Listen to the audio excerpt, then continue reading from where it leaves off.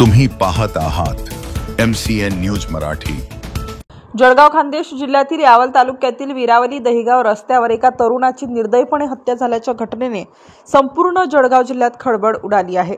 विशेष म्हणजे खून झाल्यानंतर अवघ्या काही तासातच दोन संशयित आरोपींनी स्वतः मोटारसायकलवरून पोलीस ठाण्यात हजर होऊन गुन्ह्याची कबुली दिली आहे।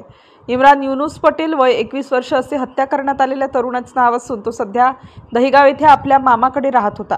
गुरुवार दिनांक 28 ऑगस्टच्या रात्री गावाजवळ विरावली दहिगाव मार्गावर त्याच्यावर जीवघेणा हल्ला झाला आणि त्यात त्याचा मृत्यू झाला। या प्रकरणी ज्ञानेश्वर गजानन पाटील वय 19 वर्ष आणि गजानन रवींद्र कोळी वय 19 वर्ष या दोन तरुणांनी स्वतः यावल पोलीस ठाण्यात हजर होत गुन्ह्याची जबाबदारी स्वीकारली। यावल पोलीस निरीक्षक रंगनाथ धारबळे यांनी तात्काळ त्यांना ताब्यात घेऊन घटनास्थळी धाव घेऊन तपास सुरू केला।